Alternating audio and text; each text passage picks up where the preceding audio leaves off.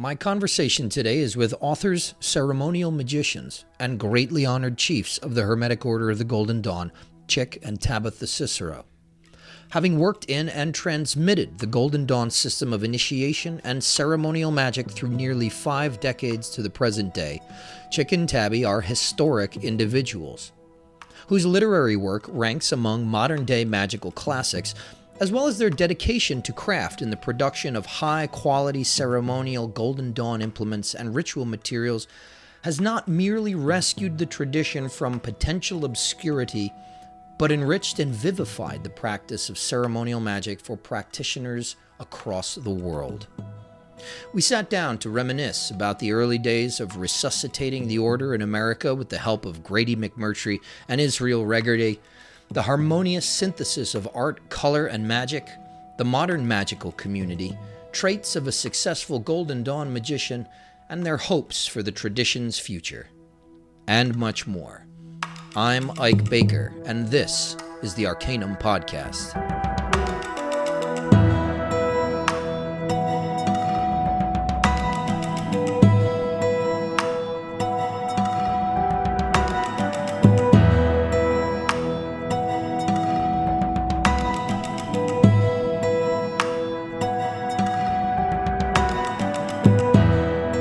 Huge day for the Arcanvm Podcast. This is absolutely incredible. I can't even describe how excited I am to be here with you both, Chic and Tabby Cicero. This is a great privilege to have you two, just historic people who have been my teachers and teachers of so many people through your books, through the work that you've done, the passing of the baton, the moving forward of the Hermetic initiatory systems of the Golden Dawn. So thank you so much for being here. You're very welcome. So I've got a couple of questions to start off with. I'm going to start with Chic. I have a couple of questions for him. Chic, when you became a Freemason after initiating into the Golden Dawn tradition, correct? Do I have that right? Many years after. If you would like the story, I would like to make a few corrections. A lot of people think I started in the O.T.O. I never knew what the O.T.O was about. I actually started a Golden Dawn temple in 1977. I had the first temple since the Isis, we called it Isis Sharina because it was the first temple in the United States. There weren't any Golden Dawn temples at that time. And it was by a fluke, in a sense, that I was brought and handed a Golden Dawn book, and which I got really excited about. Just the rituals and the idea of what it was projecting, especially in my subconscious, that I decided I wanted to do this. It was something, I'm an Aries. I can't help myself. I want to project it and make it happen. So I started in 1977. I built a neophyte hall. I started with the Golden Dawn. After I built the neophyte hall, which maybe I should explain that neophyte hall for a second. I think it's important because it was very unusual. I had rented a house, especially for the Golden Dawn, and I had taken the parlor part. It was the dining room part, and covered all the walls with chiffon. All the walls were covered with chiffon. The ceiling was covered with chiffon. And it all hung over the black altar. And I had a lantern above the altar. It was really beautiful. Anyway, that was the beginning, was the neophyte hall. And of course, at that time, I had nightclubs. And everybody that was part of the nightclub got initiated. That was part of their job. Wow. So I had quite a few initiates, actually about 15 to be exact. And in the meantime, I started to build the vault. So I had constructed, I had put up the 2x4s. So you have to visualize this. There was 7 walls of 2x4s standing. That was in the parlor. And adjacent to the parlor was the dining room where the neophyte hall was. So it was very convenient.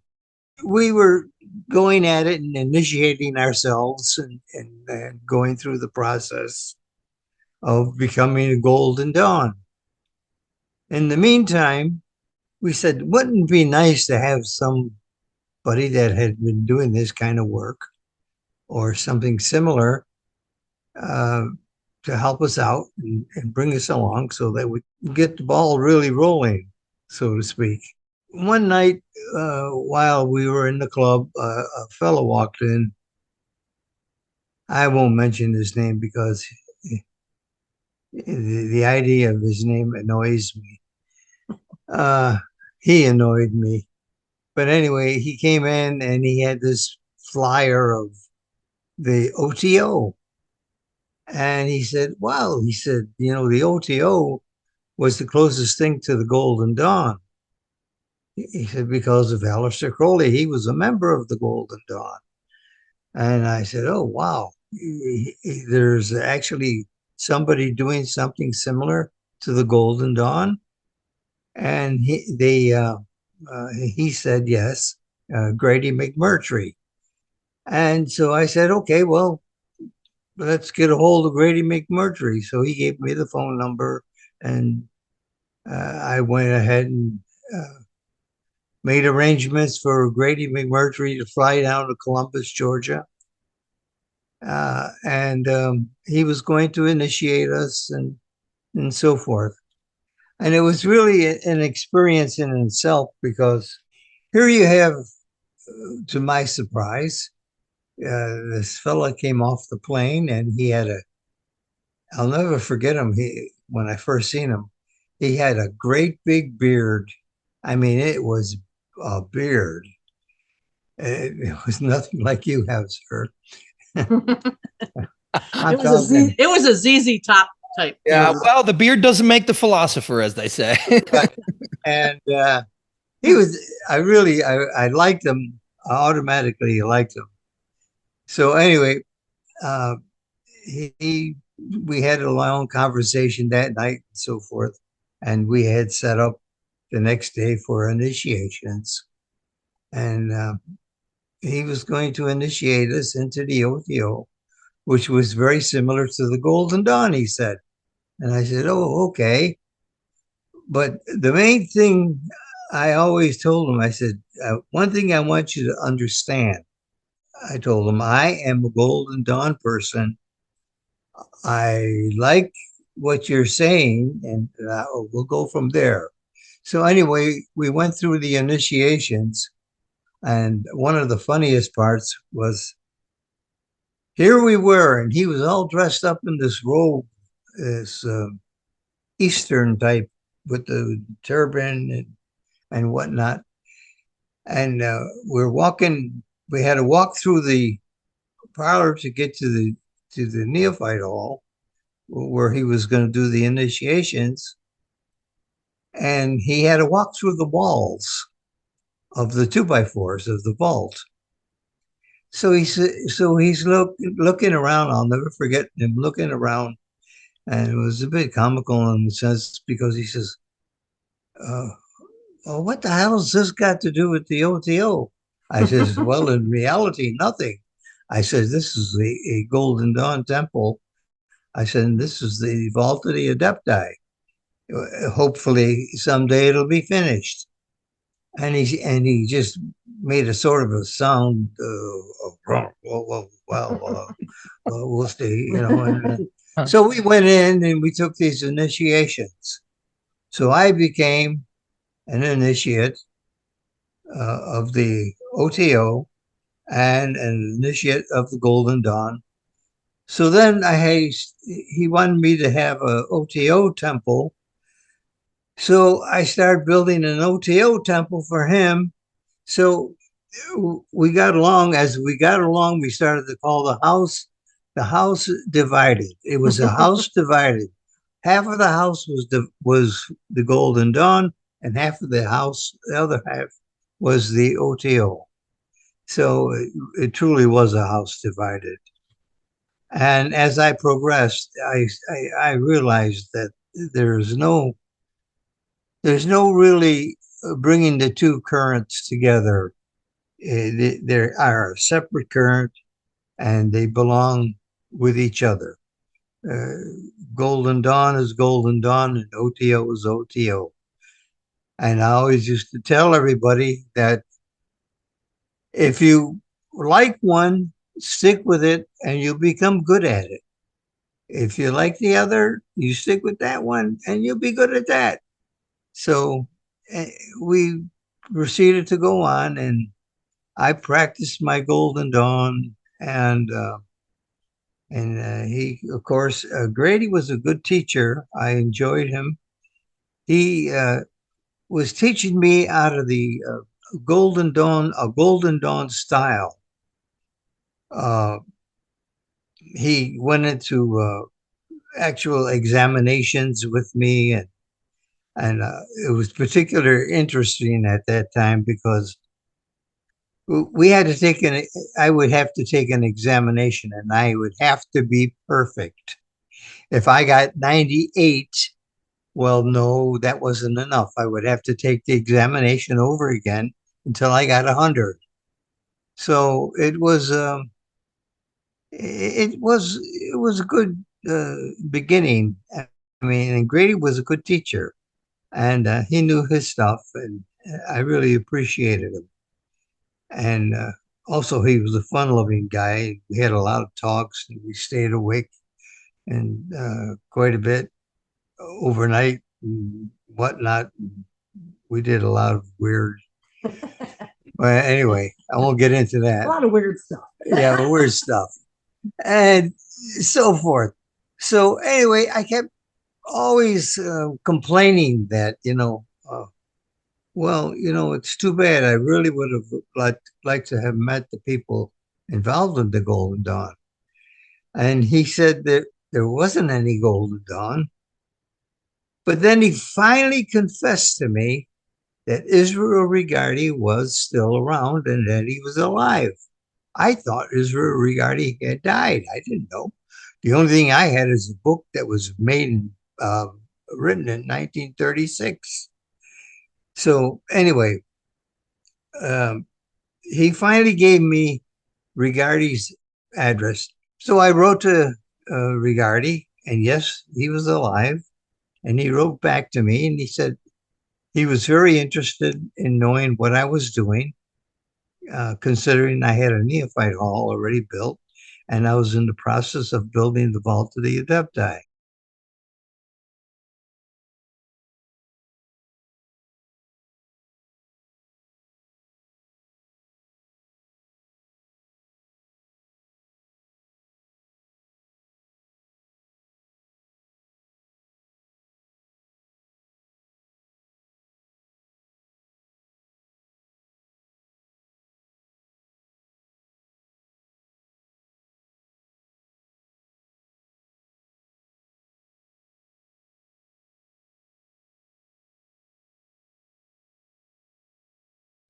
Some of them don't realize that you have to take each square and you have to mix the paints. You have to have a certain particular combination to get a flashing color. And each square is different than the other. And you have a 8-foot wall of squares that are different than the next 8-foot wall, and so on and so on. I mean, it goes on and on. So it was 3 years before I finally got it finished. And of course, by then, I was pretty close to Regardie, and he had sent me the book of the tomb, which gave me a lot of information on the vault, because what I was working from was just the blue book, the Golden Dawn, which shows very, very, very little of constructing a vault, and a lot of the information in the Golden Dawn book was it just a lot of mistakes.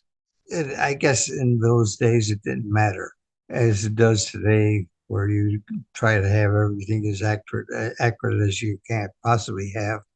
And we've gone, in fact, redone a lot of the stuff that Regardie had been doing, explaining it in an easier form so that people would understand it and be able to work with it.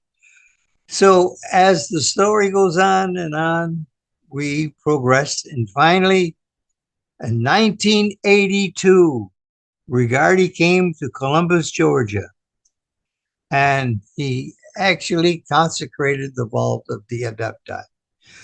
So our vault has been in existence since 1942, consecrated. In 82. 82.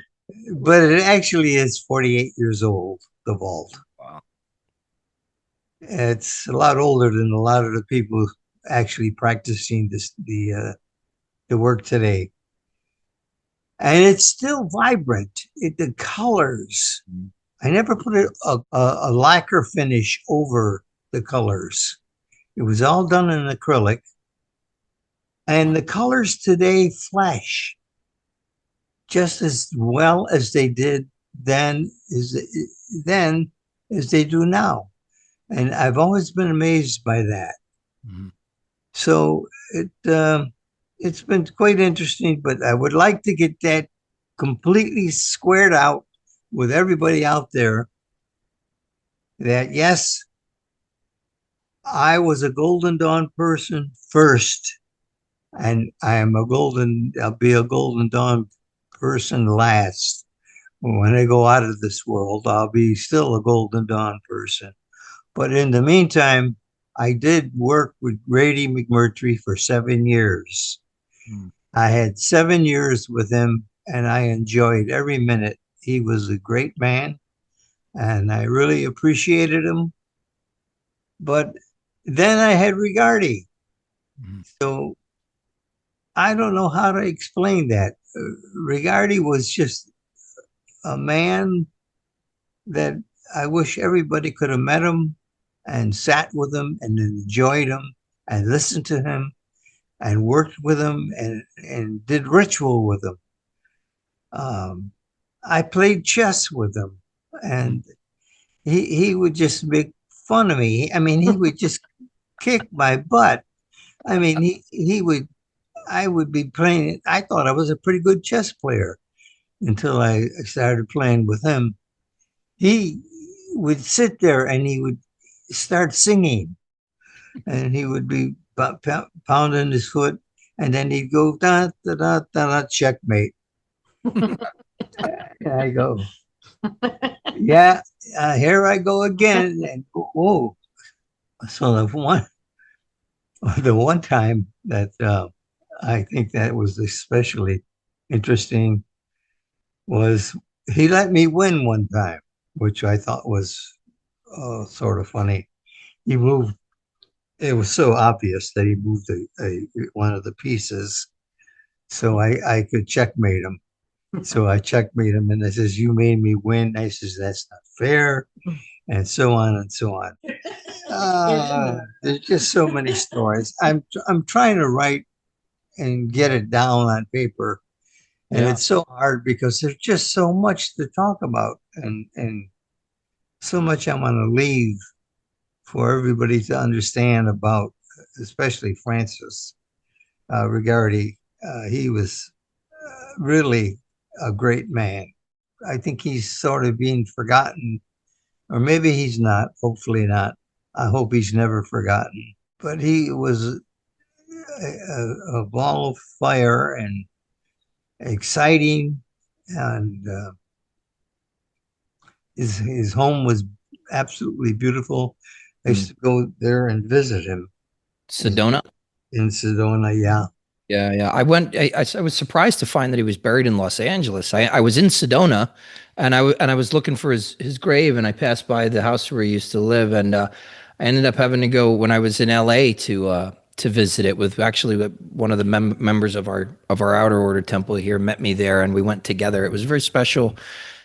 I'm curious, what now years later do you think are some of the most important things that Regardie left you with in terms of lessons? You know.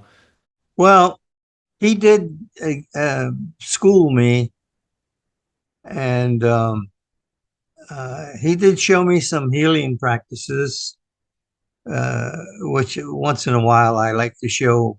I show certain people.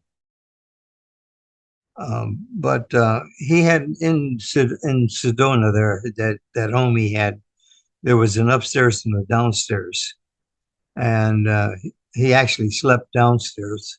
And one of the rooms off to the side he used as a temple, and we'd go in there, and he, of course, he was consistently trying to impress on me that the fact that I had to memorize, and that, which I did. And I also try to teach everybody that comes into my orbit the Watchtower ritual, which he sort of put together. And it was very effective. And once you learn that, you learn quite a bit about the consecration of your implements. And it's used in several rituals. And so it's a handy thing to know, and especially to have memorized. It's just something that you should have in your under your belt.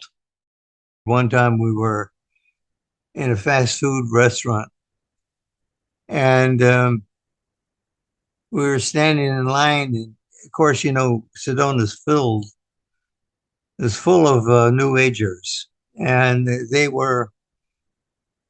You could hear them talking about what they did last night, how they invoked this or invoked that, and so Francis was listening to them, and he was telling them, "Oh, uh, boy, you guys really sound like you're really pishik." Instead of saying psychic, he said pishik. So, and he kept saying that you guys are pishik, and we were just cracking up, and to the point where I spilled a uh, a Coca-Cola all over my shirt and wrecked it. So anyway, we got back to the house, and he gave me one of his shirts to wear. In fact, I still have that shirt, and it's sort of like hanging in my closet on a special hanger. It's our holy relic. It's our holy relic of Regardie. I didn't get to see that. I got to see the Uruwachdi, the chief of Depths one, but I didn't get to see the Regardie shirt. We'll have to bring out the holy shirt sometime. Oh, I'll tell you about the Wachi. He had a fit about that one. Now, I made that for him, but I didn't understand exactly, because when he did the consecration of the vault, I went out and got a child's coffin because I didn't make apostos. I didn't have time. So I actually went out and bought a child, because Regardie was a pretty small guy. He's as small as I'm a small guy.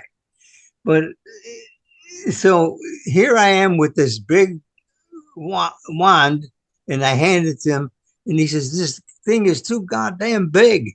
And he says, "I can't get it in the book. I can't get it in the apostles with me."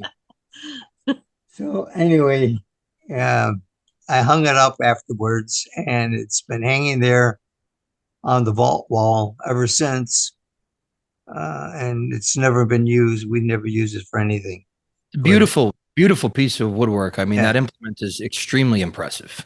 Yeah, I would never even attempt to do that again. That I hate to tell you what it took to go through that process.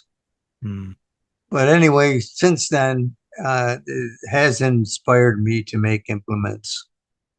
and for a lot of the different students and different temples that we have working. I like them to have nice implements, things that they could use. And a lot of people are they get the idea that, well, you have to make it to put your energy in it. And my approach to all that is no. Why not have something nice? Mm-hmm. The real energy is when you consecrate it. You could consecrate an empty Coke bottle if you want to put energy into it, and it could be a talisman of a sort. Mm-hmm. The actual consecration, when you're consecrating something, you're putting your energy into it, and you're making it part of you. That's when the reality takes place, not when you're making it. I mean, why not have something looking nice instead of like weight, not weight, but Yates. Yeah. And a fork and a knife and a butter knife and whatnot. Give me a break. Yeah. I'd be I don't know if I could do any magic with a butter knife. I'll bet you could, but yeah, I mean, having those implements and really learning how to use them and the consecration formulas. I mean, you gave everybody quite a big gift in Secrets of a Golden Dawn Temple, and then the ritual, the consecration book that you guys put together. So yeah, the consecration. I mean, Tabby's made me a few things. Chic, I think you might have made me a couple of things too. And I ended up making my everything myself as well. But I actually prefer to use the stuff you guys made me because it's it's not getting a lot of wear and tear. It's in my private oratory. So, but absolutely gorgeous. Yeah. It's amazing to hear that Regardie had such a sense of humor, and that you guys were all kind of hanging out. It's a trip to think about. I think the most important part was when Tabitha became part of my life. I kept telling her she had to meet Regardie, and finally she did. We got. Maybe we could segue into how Chic got involved in Masonry and why it was so, why after all those years did you feel it was necessary? Yeah. I got involved in Masonry when I came to Florida. Bob Gilbert, I don't know if you're familiar with him, but Bob Gilbert was really the one that influenced me. He said, get involved in Masonry so that he could get me involved with the SRIA. And the SRIA had many papers of the Golden Dawn and so forth and so on. In fact, I spent a lot of time at Westcott's library. So Bob Gilbert influenced me, and I got involved in Masonry. Took, and from there I got involved. And once you get involved in Masonry, there's something about Masonry. They keep drawing you in. You get a medal and you get a certificate and a position, and then the next thing you know, you're getting another position and another medal, and you got to memorize this and memorize that, and so forth. So the wind up was that, God, I wound up in New York, right? And I went through all the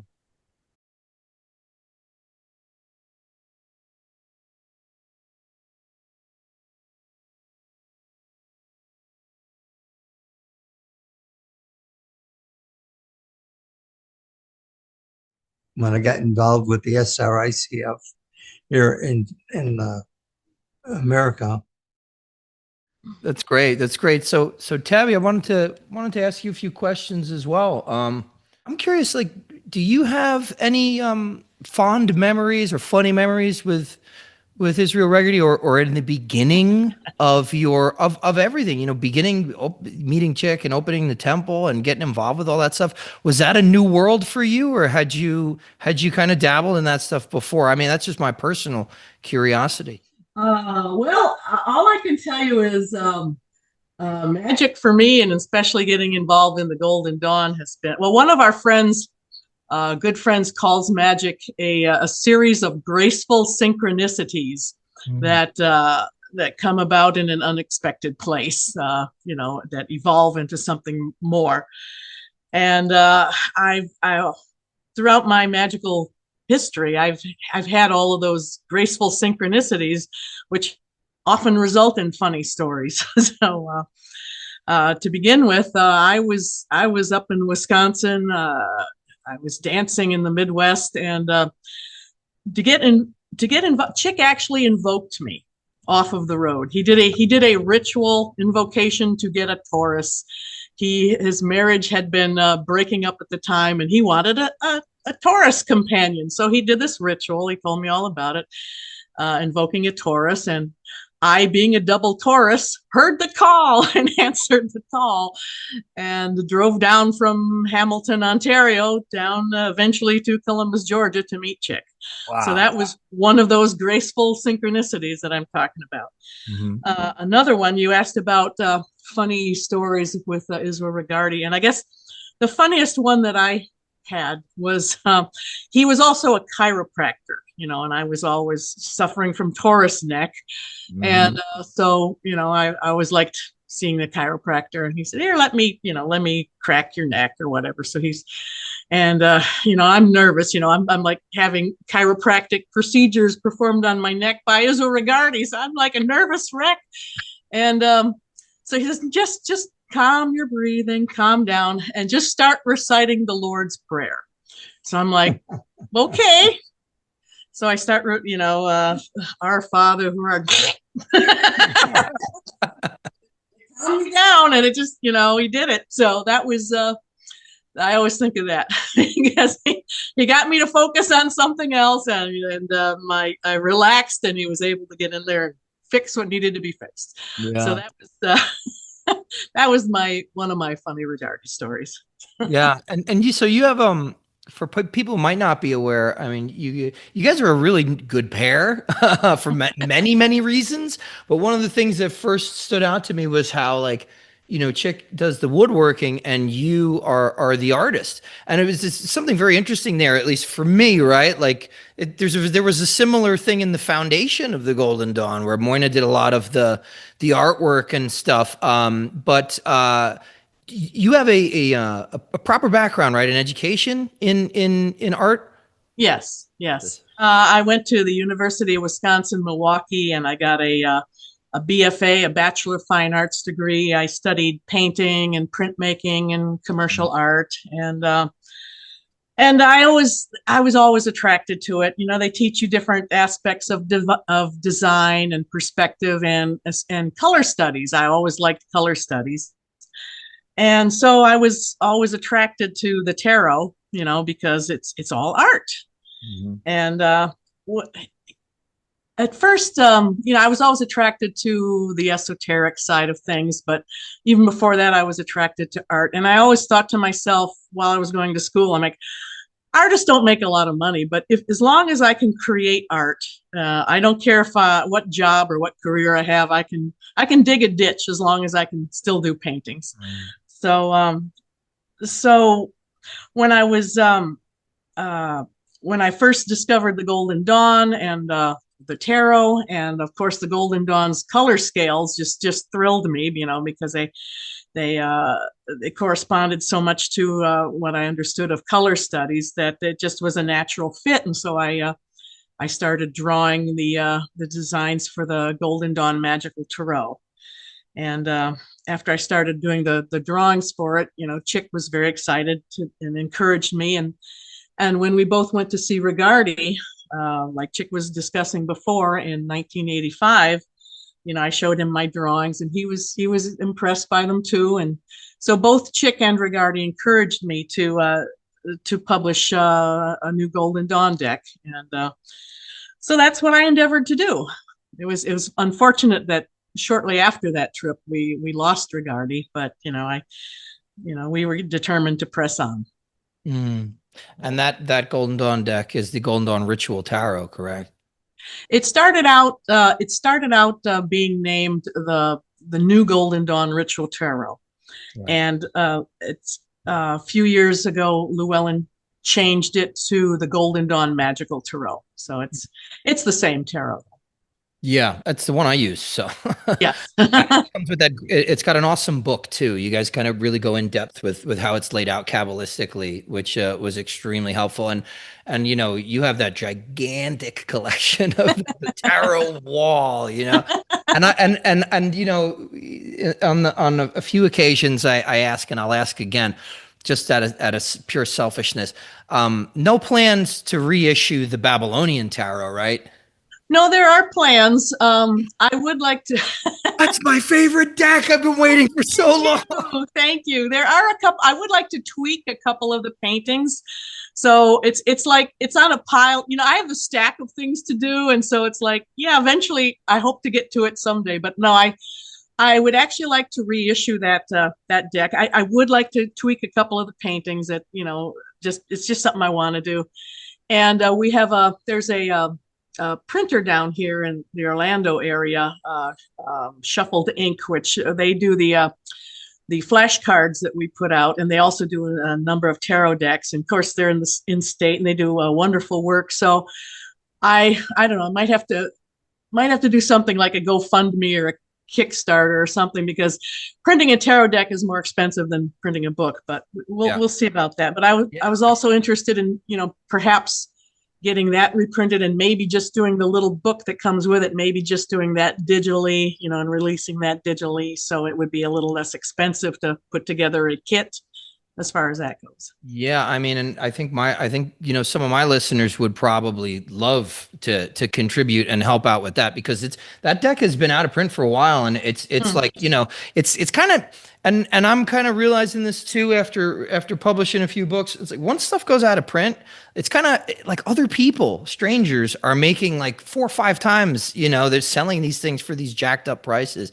So it's but yeah, that was an incredible deck, and kind of ties into one of the questions I had for you. You've spent a lot of time with that system of tarot. Does it always, is it just a matter of changing which deck you're using to keep it fresh, or do you ever struggle with that practice? And if you do, how do you reinvigorate it? How do you get excited about it if it gets a little old sometimes?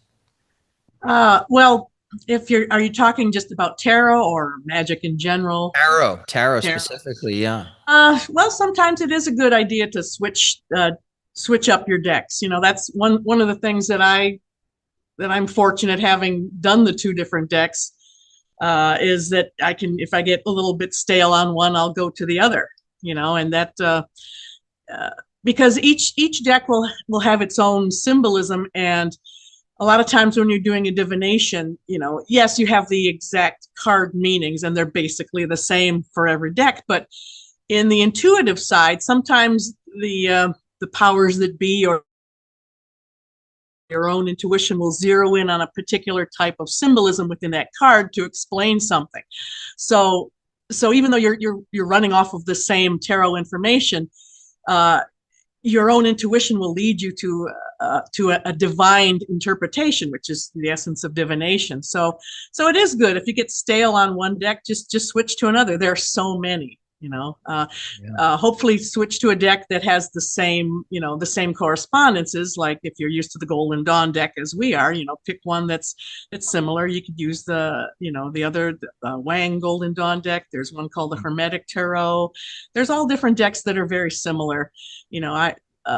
Or maybe just pick one, just divine which deck you should use, and you might get an insight which you can carry back to later when you get back to the Golden Dawn deck. Mm-hmm.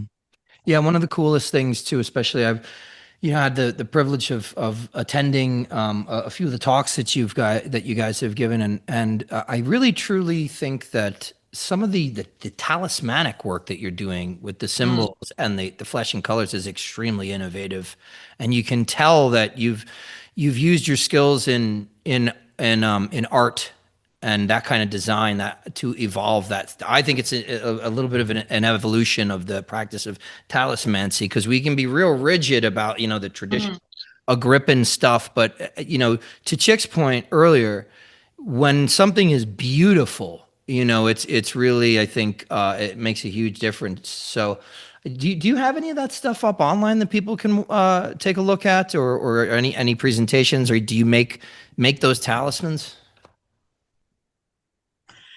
Well, that's one thing that we've, Yeah. one of our many projects that we want to do is Yes. we would actually like to make some of those talismans, especially the ones that you know, we did that particular lecture on the, you know, flashing talismans.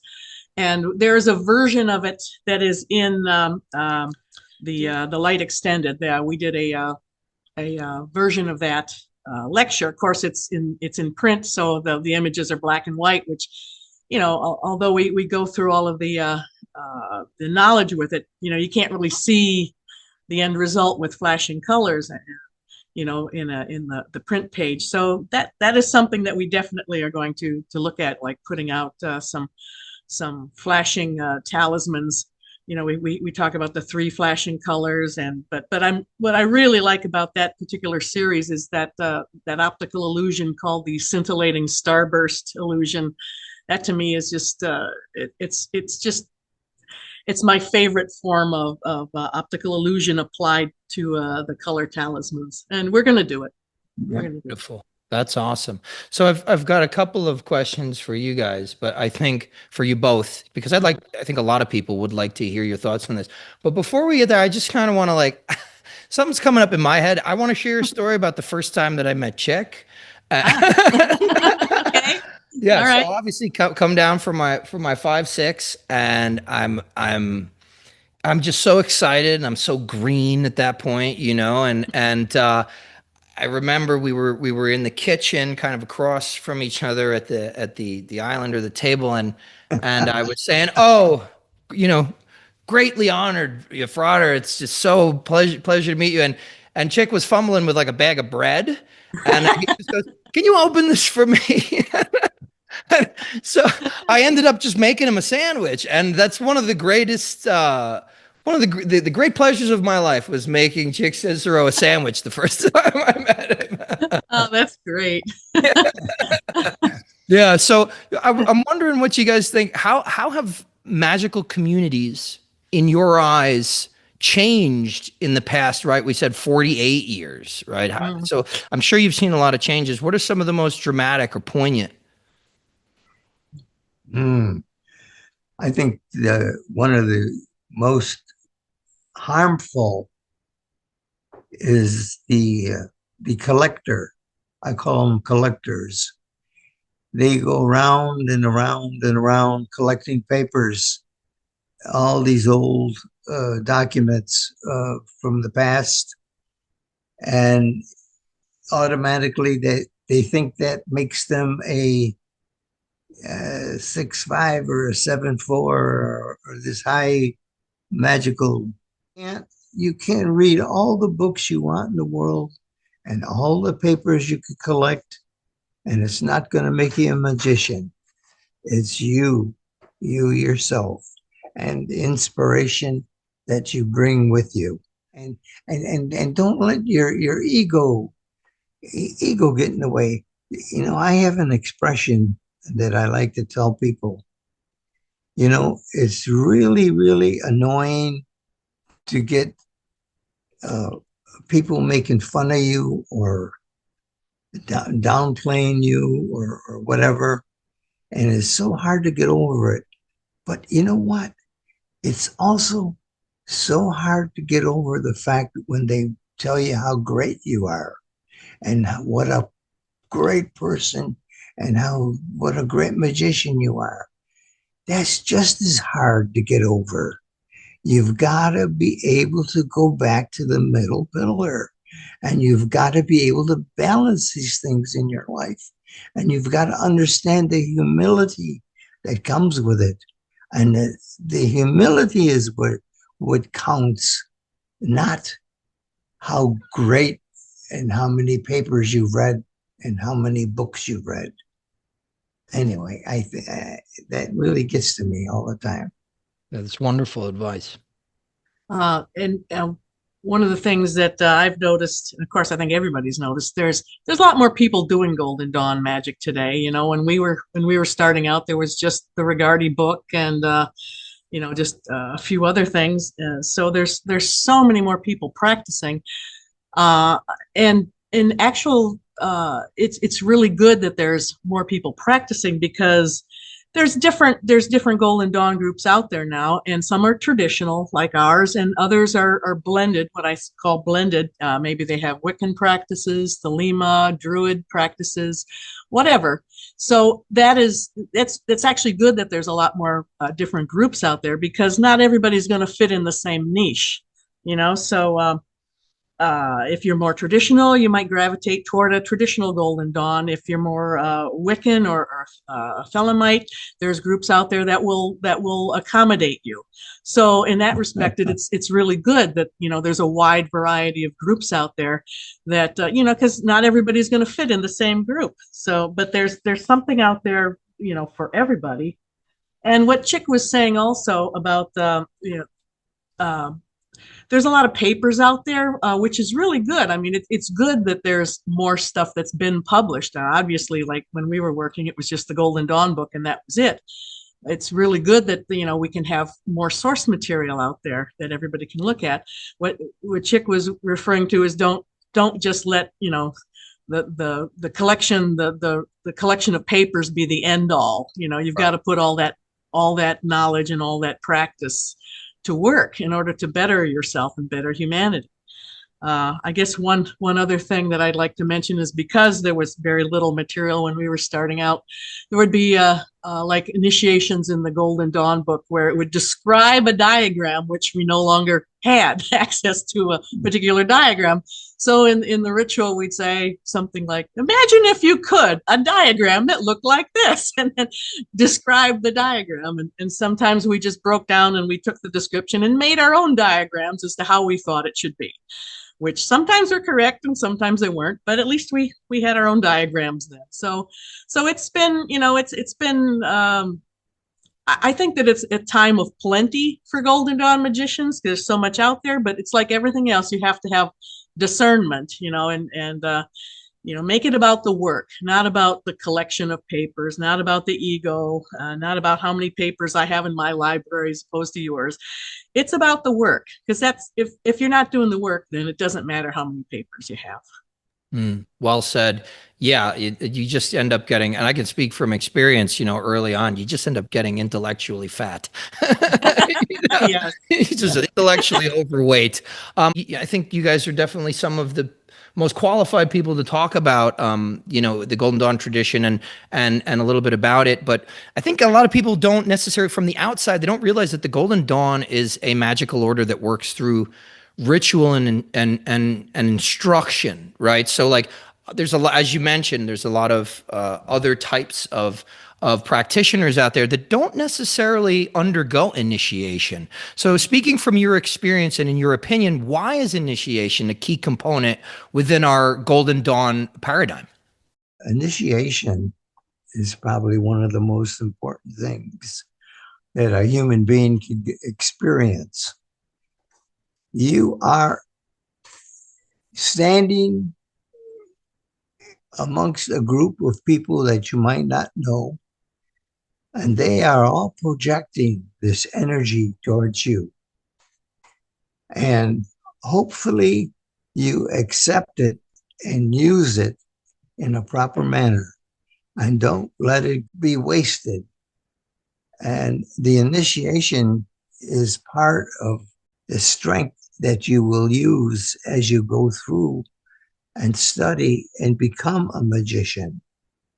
Each time you take an initiation, there's part of you that part of the initiation always stays with you, and it's a building block, and it keeps building and building until you become actually that magician.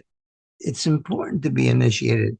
Yes, you could stand there by yourself and stand in front of a mirror and yell and holler at the moon or whatever. And it's not the same as having a group of people all focused in on you and initiating you. I just like to add that we believe that both self-initiation and group initiation are valid. I just want to read a section of the portal ritual that talks about this. Great. It actually talks about both initiation in group and in a self-initiation setting, and it goes like this: for if in the mystic sphere of truth the way of initiation may be trodden alone, that's self-initiation, yet in another sphere it hath a threefold aspect: part that can be given to man from without, that's the group; part that can be attained by man himself; and part that can only come from the divine. So it defines here the three kind of aspects of initiation. And whether it's self-initiation or group initiation, the important thing is, it's in our tradition, this is a primary rite of passage. You're like going through a rebirth of your magical self. And so it's important that declaration, you're making a declaration to the universe, whether it's self-initiation or group initiation, that you are going to take up a magical discipline. And the powers that be are going to hold this to you. If you make an oath to them, you better uphold your oath. Both self-initiation and group initiation have their own pluses and minuses. Group initiation, to my mind, is a more powerful way to go, because you've got a group of people adding their own energies. There's a lot of work going on, astral work, and so in a group setting, the different jobs, the different duties are distributed amongst a group of skilled initiators, and so that they're all united, hopefully united in purpose, and it will be a stronger effect. Yet self-initiation is also equally valid, because you're telling the universe that you're going to do this and you're going to take on the work. And it may be a harder way to go, but it's important in our tradition, because whether it's group or self-initiation, you are dedicating yourself to a discipline, and you're telling the universe, I'm going to take up this discipline. Now, the only thing I would like to add to that is that it's nice to experience self-initiation, but I always tell the self-initiated that it's always nice afterwards to find a group to be initiated into it. So you experience it. You've experienced it. You've initiated. You've felt that energy one way, and then you get it a different way as a group. So on the other side of the coin, what attributes do you think really make the Golden Dawn initiate, adept of the outer order and member of the inner order? What do you think are the capstones of that initiation in the adepts that or the ideal of adepthood in your mind? What makes a person a good Golden Dawn initiate or a good Golden Dawn adept? Yes. Humility. That's the first one. If you don't understand the humility of self-sacrifice, you're never going to be a good initiate. One of the things that I constantly, there was a time in my life when I probably would have been very wealthy. I had nightclubs and I had restaurants, and I gave them all up to practice the Golden Dawn, because I felt a need, that I felt that it was something I was supposed to do. To this day, I can't explain it, but it was something that I had to do and that I felt I had to do. And I have, even if I've had 10 people in my life out of the thousands that I've been around or initiated, and they have become really a true adept. How successful I've been. It makes me happy. Beautiful. I think, like Chick said, the most important thing is humility. Um, you also have to have patience because it's not a quick process. You know, so many people out there, you know, they want like a quick fix to their life. Oh, if I just do this prayer or this meditation, you know, things will be wonderful. Well, initiation is not always unicorns and rainbows. You know, you're undertaking an alchemical process on yourself. You know, and part of the alchemical process, you know, it's listed as like separation and what's the other one? Solution, and then union. Your dissolution is in there. So you're examining yourself. You know, you're kind of taking your psyche apart and looking at it and determining what, you know, how it can be better. If there's any problems in your psyche, you need to be able to like, say, oh, this is a problem. I need to deal with that, because so many of us go through life not dealing with problems, just like shoving them into the back of our psyche. And initiation and becoming a Golden Dawn magician, you have to examine those parts of yourself, and and deal with them. It forces you to deal with them. So if you're just thinking it's all going to be white light and unicorns, you're in for a rude awakening. So you have to have patience, and I believe you have to have a positive outlook on life. I mean, you have to believe in the inherent goodness of the universe. I think you have to have that. You have to have a love of knowledge and learning, because if you don't want to learn nothing, you're not in the right order. You have to have a sense of wonder, I think, at the universe. You really have to have a sense of empathy and compassion, because, you know, as the Rosicrucian, original Rosicrucian manuscripts tell us, we're supposed to be healers. We're supposed to be healing others, ourselves, but also others. You know, include the planet, healing the planet in that. You have to have an ability to choose a discipline and stick with it, because if you're not going to stick with the discipline, you're not going to have that much success. So, but again, the humility is, like Chick was saying at the beginning, that's the most important thing, because, you know, as you go through the grades, you know, it does tend to inflate the ego a little bit when you have success, especially, you know, you'll have a successful ritual and you say, I'm a master magician. And then the universe comes by and kicks you right in the ass.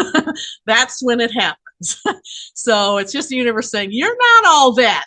So you have to keep that in mind. You know, that's so important. Wonderful. So I got one last question, and then I want to talk about like where people can find you guys and you know, support you guys, and also, you know, obviously have some of these beautiful things that you guys are making. But before we get to that, what are some of your hopes for the future generations of the Golden Dawn tradition, specifically, but maybe even the broader magical communities? I really want the tradition to continue, because, you know, there's been so many times, you know, like in the past, you know, over the 120 so years that the order has been around, there have been different points in time where it could have been snuffed out. You know, the original splintering of the tradition could have ended it. People could have, instead of going into the different spin-off groups, they all could have said, well, screw this, and we're taking our marbles and going home. You know, the Horus trials was another not so good time for the order. There have been different times when again the order could have been going on. Well, you know, it's still going on. There's people out there that are still doing that. Mm-hmm. I guess, yeah. My big hope is that people are just more forgiving of each other, and realizing again that there's different flavors of Golden Dawn out there, and there's something for everybody, without getting into a pissing contest. Well, you know, my I would say crusade is I would like to see everybody do it in a traditional manner. Follow the tradition as it was laid out. It covers everything you're going to need if you follow it the way it was written, the way it was meant to be. I get upset when I have people come to me and they're asking me about some other fellow that wrote this book, and he's calling it this way, and the other guy is saying this was pronounced that way, or this is pronounced that way, or this means this, or it doesn't matter. Follow the tradition that you're given. And with that tradition, if you follow it, you will be a magician. You will be balanced. You will feel comfortable, and it will happen. You will have the experience that you're looking for. It's when you have all these other books or people talking to you in your ear that you get confused. Then that's where the problem begins, and it never ends. And they usually wind up doing nothing with their life. Mm-hmm. It's a lifetime project. Mm-hmm. It's a project. It's important. It's important that everybody, I think that everybody in the tradition needs to stay real. You know, it's real. And realize that there's no, we always fight against like one true wayism. It's like my way or the highway. It's like, no. It's people, we relish the thought of modern magicians taking what's inherent in our system and extrapolating upon it in a way that makes sense to the tradition, in a way that reveres the principles of the order. There's so much work that can be done, and so many modern magicians out there that are capable of doing the work, taking the work farther than the original members did. Yes. But again, keeping with the ethos and the worldview of the order, keeping it real within our tradition is one thing that we look forward to. Wonderful. Yeah, those are, I mean, powerful words for really anybody working a system. And I see a lot of people that they want to get involved with this stuff so bad, but at the same time, they want somebody to make a believer out of them. And really what it is, it's like you have to surrender yourself to the process and not constantly project your preconceptions and expectations onto the system, right? That would be like if I met somebody and I was constantly projecting what I'm expecting them to be. Well, I'd never see who they are. I wouldn't give them a chance to tell me anything about themselves. So I was very lucky because I came to the Golden Dawn system. I had no clue about what magic was. As a matter of fact, up when I was in the New York Temple, I first met everybody. I was like, "You guys are doing what? You think you're doing like this is like Harry Potter stuff? Like this is crazy." And here I am now. So but have you guys got anything forthcoming? Have you got any new projects coming up? Any talks or you want to tell people about and where they can find you? Well, we have a new book coming out. Yes, I believe it's being advertised, pre-advertised on Amazon right now. It's called Golden Dawn Rituals. It's a sequel to our last book, which was Golden Dawn Magic. Golden Dawn Magic was kind of a primer to the Golden Dawn system, containing exercises and some of the basic information. Golden Dawn Rituals is a book that gives you the rituals. It gives you more rituals in terms of some of the for the 4 elemental tools. It has all the consecration rituals in it. It has rituals, both solo and group rituals for both the inner and outer orders. So there's a lot of variation of rituals that, I think that people, when they think of rituals in the outer order, they think of, a lot of times it's just the initiation rituals. We don't reproduce those because, those can be found elsewhere. But the rituals in our book are written by ourselves and a few of our closest magical friends who have written, rituals specifically for group workings in the outer order or group workings in the inner order, and also solo workings for the adept. So it's something that really hasn't been published before in that regard. So I think people will really enjoy it. One thing I would like to impress on everybody though is if you have a temple, or even if you're solo, you should always open with the neophyte hall, with that particular ritual, and do it over and over and over again. And people go, why do I have to do that over again? Just do it over and over and over again, because that's the foundation. And from there you will build. But you should do it, pay respect to it, and do it over and over again. And I can't say that enough. And that's when, one of the things Chic is hitting on is so important, because, a lot of times people say, oh, I don't want to do the opening in the neophyte hall again.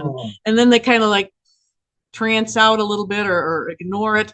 But that's sometimes when you get an insight that maybe you've done it 100, 500 times, and all of a sudden you'll be reading that line or memorizing that line, and you realize it means something completely different than what you thought, or there's an added insight to it. And then you go, oh, wow, I've been doing this for 100 times and I didn't notice that.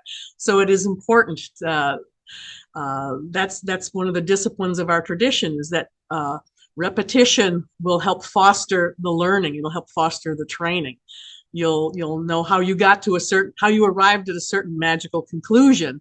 And if you got the discipline and the structure of a ritual, you'll be able to reach that conclusion easier. Wonderful. Or you make a ritual from it. Yes. Or another ritual will come from it.